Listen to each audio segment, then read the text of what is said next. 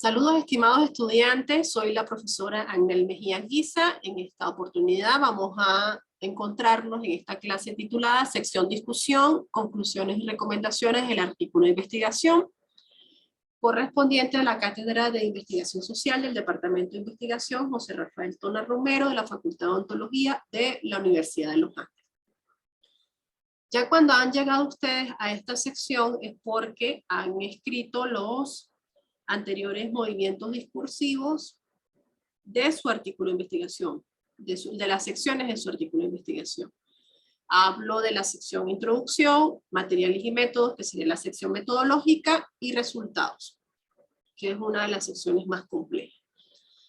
En la sección Discusión, Conclusiones y Recomendaciones, pues vendría siendo como el cierre del artículo, ¿no? La sección Discusión, como hemos dicho anteriormente, está vinculada como a esa estructura del reloj de arena donde hay mayor cantidad de citas. Sin embargo, vamos a continuar para no darles un adelanto, sino irlo discutiendo poco a poco. Los objetivos de esta clase se centran en definir qué es la sección en discusión, establecer las características de esta sección, explicar las conclusiones y recomendaciones como una sección o movimiento discursivo de la sección de discusión, e identificar los errores más comunes de la redacción de la discusión, conclusiones y recomendaciones para que ustedes no los repitan. ¿Qué es la sección discusión? Volvemos nuevamente como planteamos en la clase sobre resultados. Nuevamente recordamos el modelo INRIT del artículo de investigación.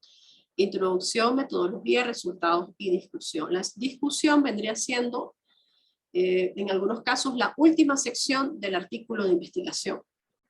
Ya vamos a ver por qué.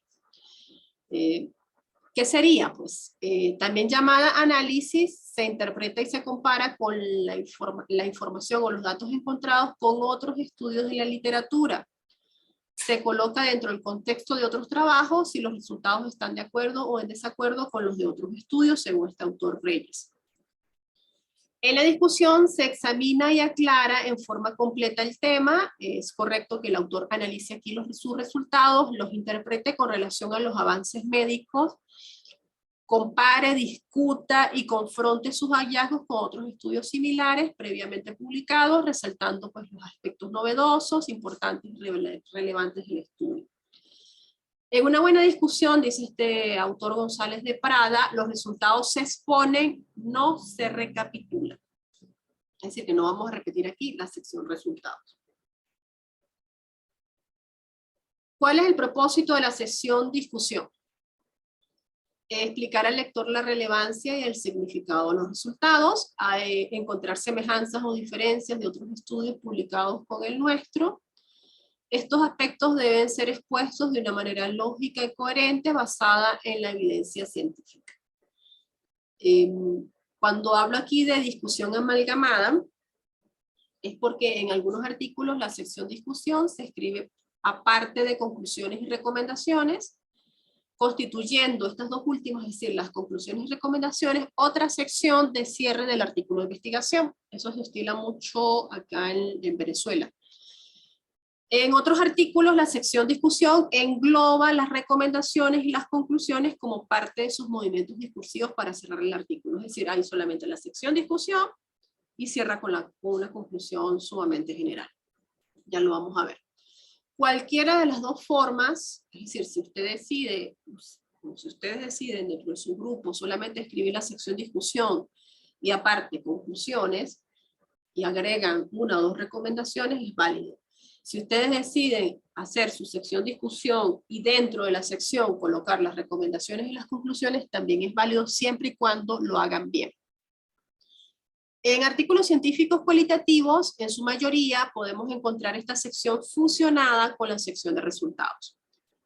Es decir, que sería discusión y resultados. Cuando esto sucede, fíjense, se tiene que utilizar el nombre análisis de resultados. La posible línea argumental de la discusión, según Manterola, Pineda, Vidal y Grande, estos autores, sacamos este gráfico, disculpen la resolución de esta tabla, perdón, de estos autores, del artículo de estos autores, ellos dicen en esta tabla la posible línea argumental para construir la discusión de un trabajo científico, destacar los hallazgos más importantes, explicar el significado y la importancia de los resultados, comparar los resultados con los de otros autores, razonar los resultados, destacar la importancia clínica, reconocer las limitaciones del estudio, sugerir nuevas líneas de investigación y elaborar las conclusiones. Fíjense que en esta línea argumental que plantean estos autores, las conclusiones están dentro de la discusión. Y las recomendaciones también, porque sugerir nuevas líneas de investigación también implica parte de las recomendaciones. ¿Cómo se escribe la sección discusión? No se preocupen si no leen esta lámina, porque la lámina va a estar compartida en el aula virtual de la cátedra. Seguir una secuencia lógica, ordenada, clara y concisa, ordenando, organizando la discusión de acuerdo a los resultados obtenidos, criterios empleados, características estudiadas, sensibilidad de los métodos estudiados y comparación con otros estudios semejantes. Es decir, que en el mismo orden que aparecen los resultados, la sección anterior debería aparecer el debate o la contrastación con la literatura en la sección discusión. Se comienza con una frase que responda a la pregunta inicial. Describa el hallazgo o hallazgos más importantes del estudio de acuerdo con el objetivo de investigación y transmita su importancia. Es decir, que el primer párrafo debe ser esto, ¿no? La frase que responda a la pregunta inicial de investigación, al planteamiento del problema, y que describa el hallazgo o hallazgos más importantes, debe tener un enunciado claro que no genere ninguna duda. Luego viene la comparación de los resultados obtenidos con los disponibles en la literatura. Algunos de estos resultados de la literatura previa apoyarán la propuesta, otros diferirán en mayor o menor medida de su tesis. También debe resaltar los motivos que pueden explicar estas diferencias. Ahorita lo vamos a ver. Se organizan de acuerdo con el orden de aparición utilizada en la sección resultados, que ya lo expliqué. Hay que destacar la posible importancia clínica de los hallazgos de nuestros estudios en caso de aplicar, y reconocer y avanzar en los posibles defectos metodológicos de su artículo, ya lo vamos a ver en los ejemplos. Si se hizo algún procedimiento para superar las limitaciones, debe indicarse. Se acostumbra a redactarse en presente y se recomienda mencionar los otros trabajos en tiempo presente y en los resultados encontrados describirlos en tiempo pasado. Según estos autores Manterola, Pineda Vial Grande y Casani y Morales. Vamos a ver 3 ejemplos para que ustedes puedan ver cómo se escribe la sección discusión y aplicar lo que hemos leído en esta lámina. Trataré de no extenderme mucho en estos ejemplos, sin embargo me gustaría que quedara claro cómo debe escribir la sección discusión, aunque lo mejor es que ustedes puedan buscar artículos de investigación bien escritos en la temática y darse cuenta cómo plantean la sección discusión. Este artículo se titula Condición de salud bucal de una población víctima del conflicto armado del municipio de Girardot, Antioquia, Colombia. Fue publicado recientemente en el año 2021. Tiene pues la misma estructura de INRA de introducción, materiales y métodos, resultados. Y me interesa ver que ustedes aquí determinen cómo está planteada la discusión, ¿no? Fíjense que lo primero que ellos hacen es un primer párrafo hablando sobre el conflicto armado, ¿no? El pueblo colombiano es víctima del conflicto armado, sus dimensiones sociales, políticas y económicas, calidad de vida, especialmente en sus condiciones de salud. Esta problemática ha llevado a varios gobiernos a trabajar en pro de la paz de la nación y la creación de diferentes programas para la atención diferencial de las víctimas de conflictos. Sin embargo, continúan las difíciles condiciones de vida para esta población, especialmente en sus condiciones de salud. Y empieza como el principal hallazgo, como uno de los principales hallazgos, de acuerdo a cómo ellos plantearon los resultados. ¿Sí?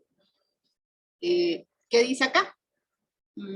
El presente estudio encontró como la mayoría, 53,2% de los participantes pertenecía al estrato socioeconómico 2, que me imagino que es el estrato socioeconómico en el cual se dividen en Colombia, seguido por un 40,4% que era de estrato 1 y un porcentaje más bajo, 2,1%, que hace referencia a estrato 3, que me imagino que es el más rico. Marqué en amarillo como ellos hacen aquí la comparación, resultados comparables a lo reportado por Agudelo et al, pone el número, en que el mayor porcentaje de población desplazada hacía parte del estrato 1 y 2. ¿Sí? Bueno, aquí continúa con su explicación, y después viene otro hallazgo: los niveles educativos de los participantes de la presente investigación no superan el bachillerato. Explica el porcentaje y después dice datos que se pueden comparar con los de Bottom et al, que encontró y hace la conexión. No sé si ustedes notan esto, ¿no? Y sin embargo, aquí en este párrafo, con este hallazgo, está comparando con dos estudios, porque está comparando con Bottom et al, ¿sí? Situación que dificulta la inserción laboral de esta población y disminuye sus posibilidades de ingresos, como lo reporta Mogollón Pérez et al, quienes describen y hablan acá, lo que describen, ¿no? De acuerdo con el Estado Civil, Agudelo et al reportaron cómo la mayor parte de la población convive con su pareja, resultado comparable con el presente estudio. Es decir, fíjense cómo van jugando con la literatura y van comparando resultados. Y están comparando aquí varios resultados del mismo estudio con los resultados de su estudio, ¿no? Dentro de los resultados se observó que el 25% eran hombres, el 75% complementario correspondía a mujeres. Resultados similares encontraron los estudios Revelo et al, los cuales evidenciaron que el número mayor de víctimas participantes en su estudio fueron del sexo femenino. De igual manera, Castañeda et al reportaron como el 72% de la población víctima del conflicto fueron mujeres. Vamos aquí indicando lo que en muchos casos conlleva que las mujeres convivan en contextos de violencia de género, familiar y social, que evidencia una desigualdad de situaciones referidas por Alcaraz et al. Situación que había sido referida previamente por Mogollón Pérez et al. Es decir, ellos vuelven a repetir quienes afirman y aquí lanzan el resultado, ¿sí? Que coincide con el resultado de ellos. Afirmación que se complementa con los puestos por Alcaraz et al, quienes consideran que a las mujeres en el momento del desplazamiento les ocurre una alteración en su salud, etcétera, ¿no? Vamos a ver, el estudio realizado por Agudelo et al muestra que, y después lo comparan, la población tiene una tasa de desempleo de tanto, dentro del tipo de afiliación del régimen de salud encontró que hace parte del régimen subsidiado.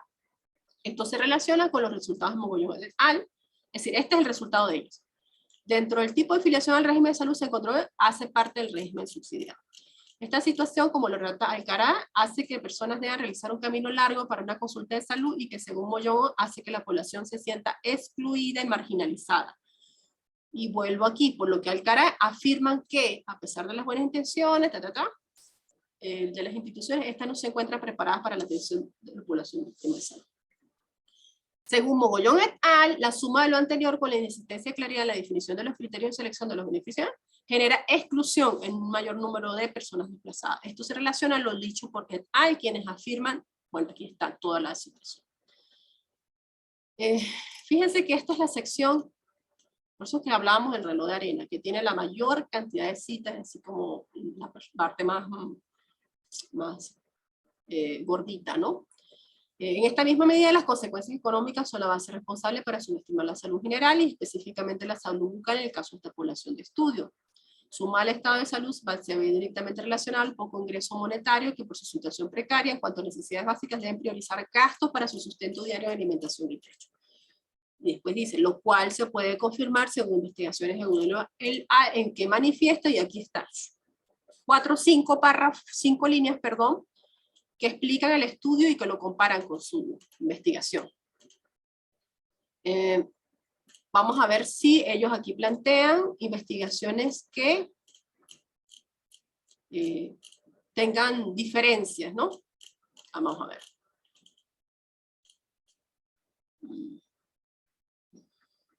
¿No ves que tienen diferencias? Bueno, no aquí no refieren si tienen diferencias o no. Bueno, vamos al segundo ejemplo. El artículo periodontitis, asociación con enfermedad cardiovascular isquémica, es el segundo ejemplo, ¿no? Se publicó, a ver, déjenme ver, ¿en qué año? De la revista Odontología Sanmarquina. Se publicó en el año 2021, es un artículo reciente. Tiene la misma estructura, introducción, métodos, resultados. Y aquí vamos a irnos a la sección de discusión, que es lo que nos interesa en esta clase.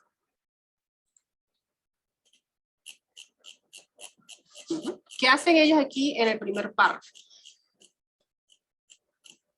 Hacen un recuento del resultado principal. El estudio de 1.200 sujetos de ambos sexos entre 35 y 70 años de edad, distribuidos en 2 grupos de igual número cada uno y variados según edad y sexo, se detectó en el grupo casos, un grupo de casos de control, 600 sujetos con antecedentes de enfermedades cardiovasculares isquémicas en los 5 años anteriores en relación al grupo control sin antecedentes, una fuerte asociación entre la enfermedad cardiovascular isquémica y la periodontitis, ¿no? Este es el principal hallazgo. Fíjense cómo en el segundo párrafo estos datos se corresponden con lo encontrado en diversas investigaciones realizadas recientemente en diferentes lugares y empieza. En Novelinga et al. Superíndice, en un estudio realizado en Camerún durante los años 2013 a diciembre del 2015, donde se examinaron 558 pacientes y se controlaron los factores de riesgo tradicionales de cardiopatía isquémica, detectando que los que habían presentado enfermedad cardiovascular tenían un estado periodontal más deteriorado. Fíjense qué interesante.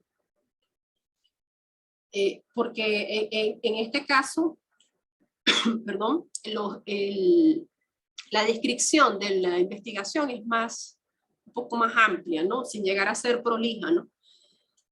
Nombran a otro autor, Hirsch et al. Encontraron un grupo de adultos en los que se realizaron exámenes para diagnosticar enfermedades cardiovasculares y periodontitis, una asociación muy fuerte entre las dos entidades, ¿no?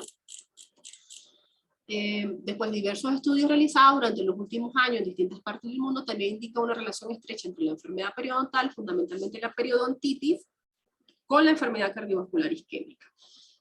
Y empiezan a nombrar estos estudios. Quesada Chávez llama la atención en su investigación sobre la necesidad de confeccionar un protocolo de manejo de estos pacientes. Después dice Aranque et al. Manifiesta en su estudio que además de una alta prevalencia de periodontitis, los pacientes que estudiaron con diagnóstico de enfermedad de cardiovascular isquémico en relación a los que no presentaban predominó una mayor gravedad de la periodontitis. Este resultado coincide con lo detectado en la investigación que se presenta donde la periodontitis avanzada fue más frecuente en los individuos en grupo de casos.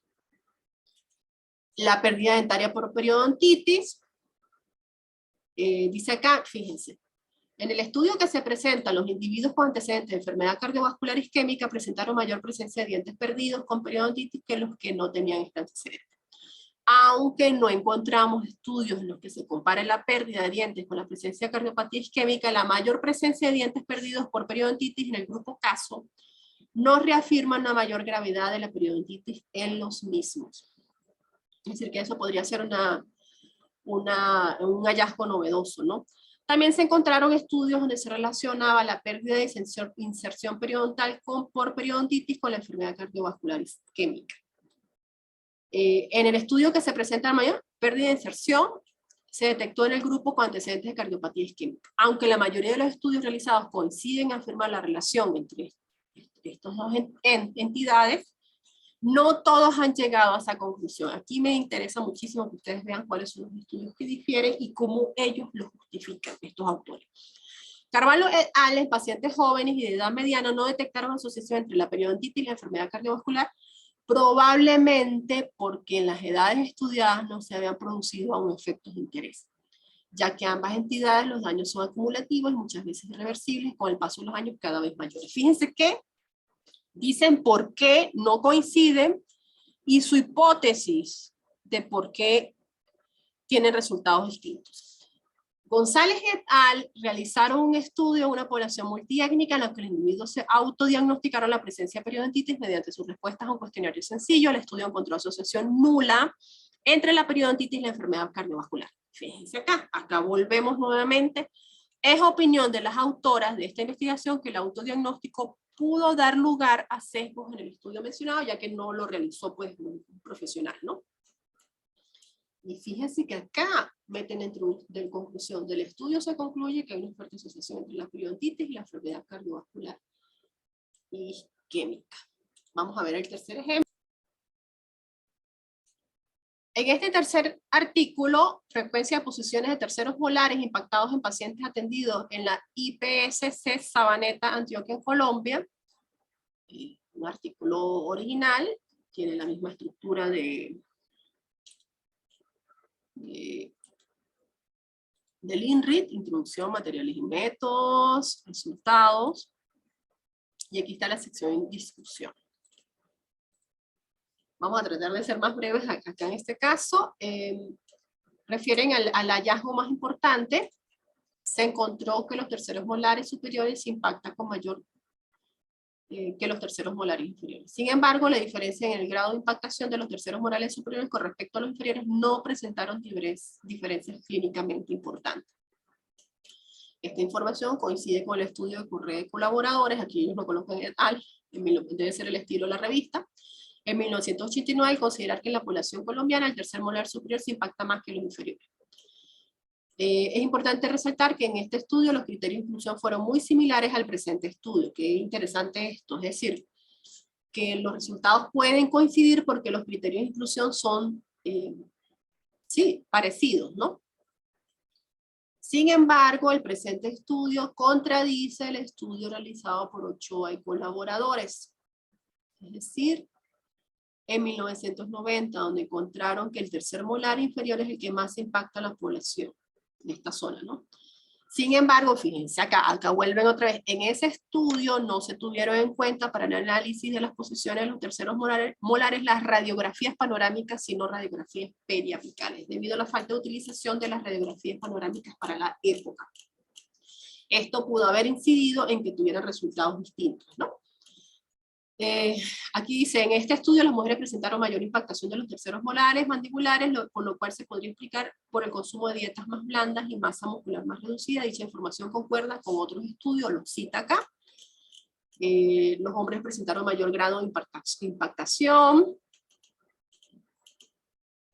Incluyeron solo pacientes que habían acudido a los centros de práctica de facultades, en fin, ¿no? Sin embargo, este resultado es contradictorio con lo reportado en la literatura, donde ilustran una predilección en el grado de impactación a terceros molares en el género femenino. La justificación, debido a que las mujeres, el crecimiento de las mujeres por lo general cesa en el momento en que los terceros molares superiores e inferiores comienzan a formarse. Sin embargo, estos estudios no incluyen pacientes que se encuentran en tratamiento de ortodoncia, terceros molares y deformación radicular completa y dientes con condiciones patológicas. Es decir, no solamente es contrastar la literatura, sino ver cómo se justifica, o el investigador sabe, el autor sabe leer la literatura para saber por qué hay resultados distintos, ¿no? De acuerdo con el grado de impactación a nivel vertical, la posición B fue la más frecuente, sin embargo la posición C predominó, bueno, todos estos son sus hallazgos. De acuerdo con el grado, la clase 2 fue la más frecuente. Bueno, en fin, lo que les quiero un poco indicar, este estudio dará una visión más clara al estudiante y cirujano en cuanto a la posición más frecuente de los terceros molares. Los pacientes, aquí están explicando la importancia del estudio, ¿no? Además, este estudio servirá de apoyo para posteriores trabajos de investigación. Volvamos a la lámina de las clases para un poco hacer un análisis de lo que hemos visto. Una vez que hemos visto estos tres artículos, chicos, vamos a volver a recapitular lo que aquí nos sonó a puro información verbal, ¿no?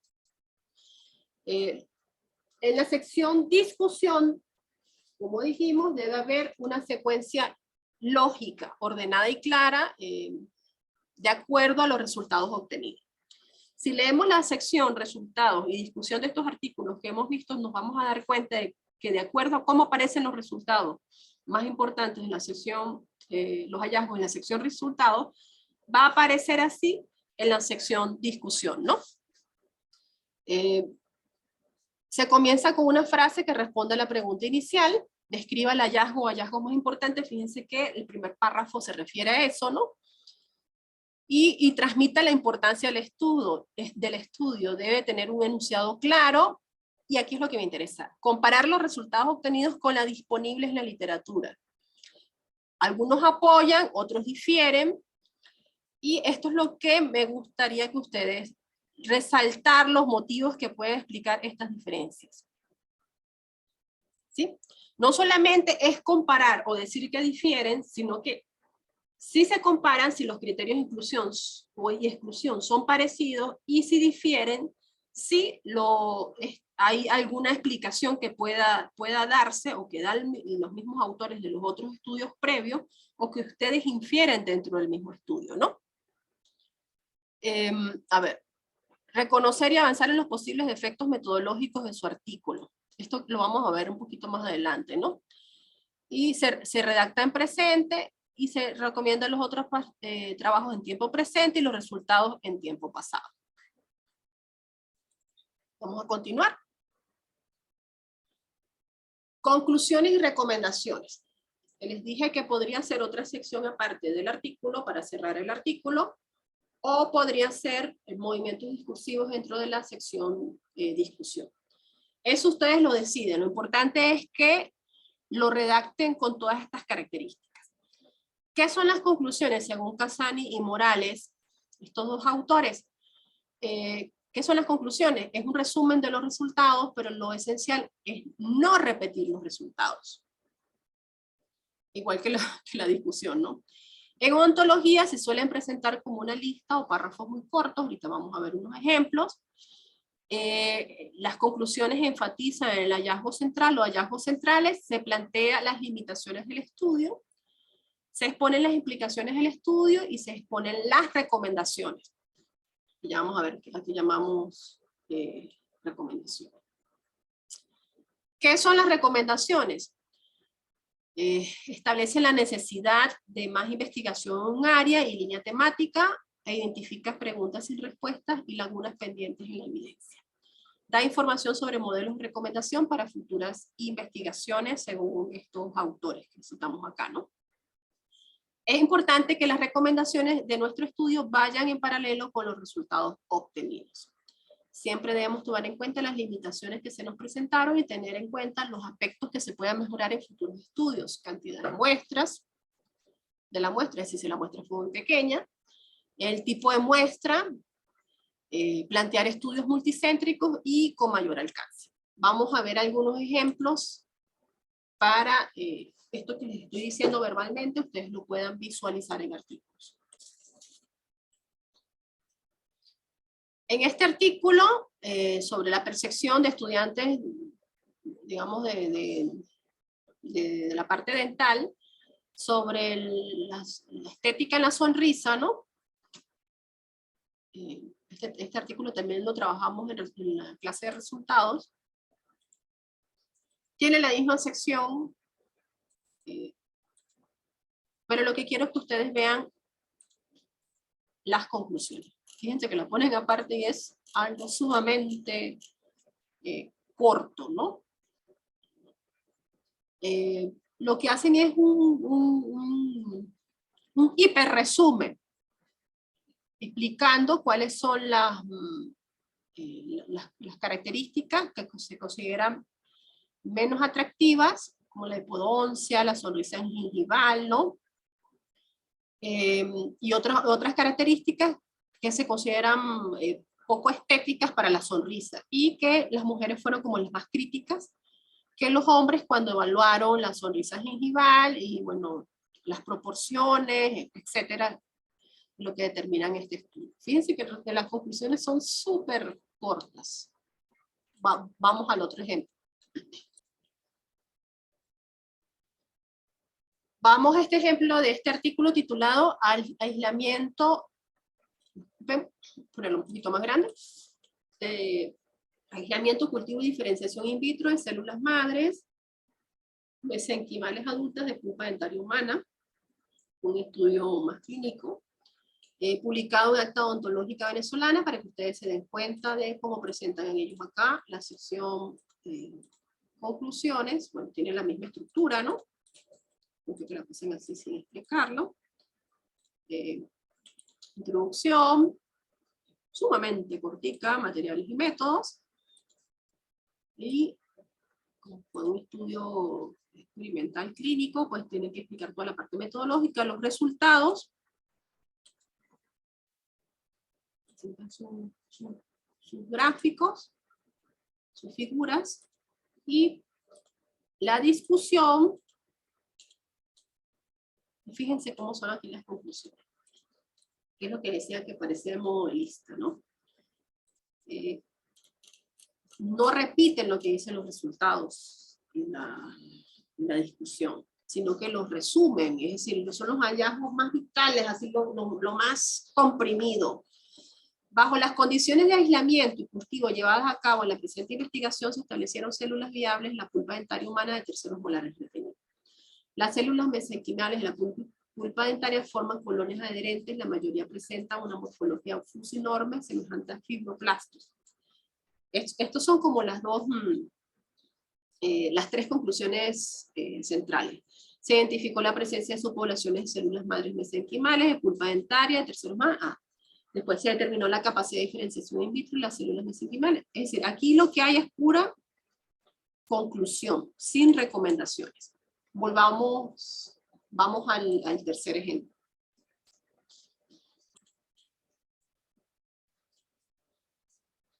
Vamos a este estudio cualitativo, que lo vimos en la clase de resultados, titulado Etnodontología, uso de plantas medicinales por los pueblos indígenas de Lagunilla, Mérida, Venezuela. Les dije que había sido parte de una tesis de grado.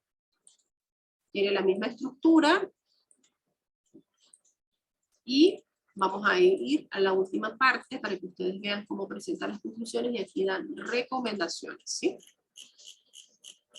Se evidenció el uso de plantas medicinales para la higiene bucal. Aquí no lo hacen tipo listas, sino párrafos muy cortos de 2 o 3 lineecitas, ¿no? Máximo 4 como este. Se evidenció el uso de plantas medicinales para la higiene bucal y el tratamiento de enfermedades bucodentales en las 6 comunidades indígenas que habitan Lagunillas, Estado Mérida. Se contactó el uso de plantas en el tratamiento de distintas patologías bucales. Explican cómo. En cuanto a la sintomatología considerada para el diagnóstico de alguna enfermedad, coincidieron al referir el dolor, la presencia de sustancia purulenta, litosis, fiebre y vejiga bucal. Y aquí se sugiere realizar investigaciones con la colaboración de especialistas en antropología, etnografía, botánica y farmacología para precisar las especies de plantas medicinales y otros elementos que usan estos pobladores, y así analizar su mecanismo de acción y efectividad de enfermedades del área odontológica. Dan la recomendación. Otra recomendación: se sugiere realizar estudios experimentales sobre la efectividad de las plantas medicinales empleadas en este estudio para el tratamiento de diversas afecciones bucales. Vamos entonces a la lámina anterior, la lámina que estábamos viendo para comparar con estos ejemplos.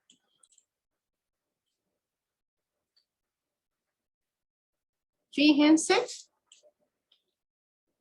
que si vamos a la sección conclusiones, o a la parte de conclusiones, es un resumen de los resultados, pero lo esencial es no repetir los resultados, muchachos. ¿Sí? Se suelen presentar como una lista o párrafos muy cortos. Ya vimos que se ponen como una lista 1, 2, 3, 4, 5, o de repente viñetas o párrafos muy cortos. Ya vimos que no sobrepasan de 2 o 3 líneas. Se enfatizan en los hallazgos centrales. Se plantean las limitaciones del estudio. Y vamos a ver aquí, cuando habla de recomendaciones, establece la necesidad de más investigación en un área y línea temática. Identifica preguntas sin respuesta y lagunas pendientes de evidencia. Modelos de recomendación para futuras investigaciones. Las limitaciones de que se nos presentaron y tener en cuenta los aspectos que se puedan mejorar en futuros estudios. Es muy importante estas secciones, según lo reportan, por ejemplo, editores de revistas científicas, porque dejan abiertas las líneas de investigación y dan sugerencias hacia dónde pueden ir en futuros estudios, ¿no? Esto es muy, muy importante, ¿no? ¿Cuáles son las recomendaciones que damos en la cátedra de lo que no se debe hacer ni en la sección discusión ni en las conclusiones y recomendaciones? En la sección discusión debemos evitar repetir datos, cuadros, figuras y resultados ya mencionados en secciones anteriores del artículo. Hacer discusiones largas y verbosas, extensas y detalladas del tema. Hay que ir al grano. Fíjense que cuando refieren los resultados de los otros estudios, es en 3, 4, máximo 5 líneas, ¿no? Se evita a toda costa los ataques, no valoraciones críticas de otros estudios de sus autores.